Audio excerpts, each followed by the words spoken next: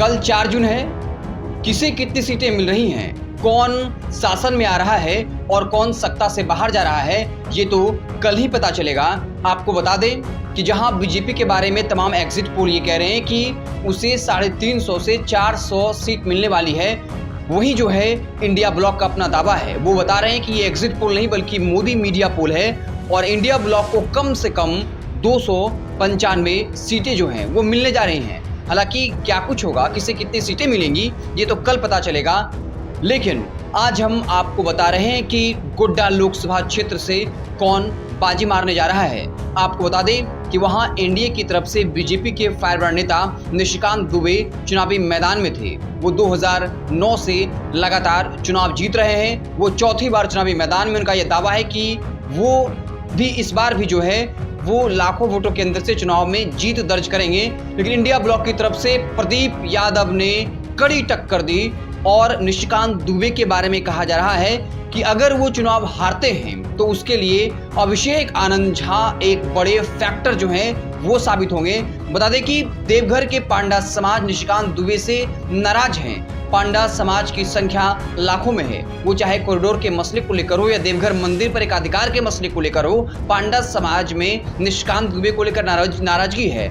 और अभिषेक आनंद झा जो ब्राह्मण समाज से आते हैं और बाकायदा वो जो जब संयुक्त बिहार था उस वक्त के मुख्यमंत्री विनोद झा के जो है परपौत्र हैं और उन्होंने जो है वो ताल ठोका हुआ है। पूरे चुनावी प्रचार के दौरान निशिकांत दुबे पर हमलावर रहे और निशिकांत दुबे ने अभिषेक आनंद झा पर कोई भी जवाब नहीं दिया। अभिषेक आनंद झा लगातार चुनौती दे रहे थे कि अगर वो हमारे बारे में कुछ बोलते हैं तो हम उनका पूरा पोल खोल देंगे। निशिकांत दुबे से बड़ा भू माफिया पूरे गोड्डा लोकसभा में कोई नहीं है। दूसरी तरफ भाजपा के कार्यकर्ता भी अभिषेक आनंद झा पर बोलने से बचते रहे। निशिकांत दुबे लगातार जो है टारगेट पर रहे। लेकिन आपको बता दें कि जो पूरा चुनावी समीकरण है वो निशिकांत दुबे के फेवर में जाता हुआ दिख रहा है। पिछली बार 1 लाख से ज्यादा वोट के अंतर से निशिकांत दुबे जीते थे और इस बार कितनी वोट से जीतेंगे ये इस बात पर निर्भर करेगा कि अभिषेक आनंद झा ब्राह्मणों का कितना वोट काट पाते हैं। अगर ब्राह्मण समाज एक तरफा होकर अभिषेक आनंद झा को वोट करता है तो इसका नुकसान जो है वो जो निशिकांत दुबे को हो सकता है। लेकिन अगर ब्राह्मण जो वोट बैंक है उसमें अगर एक बड़ा मुश्त या आधा वोट भी निशिकांत दुबे को जाता है तो फिर मामला जो है वो निशिकांत दुबे के पक्ष में चला जाएगा। प्रदीप यादव ने काफी अच्छी लड़ाई लड़ी लेकिन निशिकांत दुबे के फेवर में 2-3 बातें गई हैं। एक, जो भाजपा के कार्यकर्ता नहीं है वो भी ये बात कर रहे थे कि निशिकांत दुबे ने काम तो किया है, चाहे वो एम्स की बात हो, एयरपोर्ट की बात हो या रेलवे लाइन की बात हो। हालांकि विपक्षी पार्टियां ये कह रहे थे कि ये निशिकांत दुबे ने नहीं किया है, ये सब कुछ पहले से तय था। कोई भी सांसद होता तो ये काम होता। लेकिन जो जनता में परसेप्शन है वो मैटर करता है। कहा जाता है कि politics is not about reality, politics is not about logic but perception. राजनीति जो है वो अवधारणा का खेल है, सच्चाई से कोई वास्ता नहीं होता है।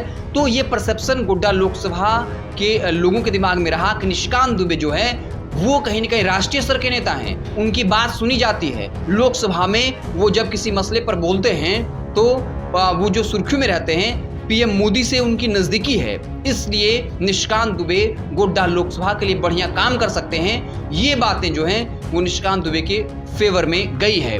और हम बहुत ज़्यादा दावा नहीं कर सकते लेकिन ये जरूर कह सकते हैं कि वो मतों का अंतर इस बार जो है हज़ारों में भी ना हो सकता है 5,000 10,000 का जो है अंतर हो। लेकिन निशिकांत दुबे जो है वहाँ से चुनाव जीत रहे हैं। आपको बता दें कि पिछली बार भी जिस समीकरण की हम बात करते हैं, चाहे वो अनुसूचित जाति हो, जनजाति हो, मुस्लिम हो, बैकवर्ड हो, उसके आधार पर ये कह रहे हैं कि निशिकांत दुबे का जो है जीतना मुश्किल है। लेकिन यही वोट बैंक 2019 में भी था, लेकिन जो है उस वक्त भी निशिकांत दुबे 1.5 लाख लगभग वोट से चुनाव जो है वो जीते थे।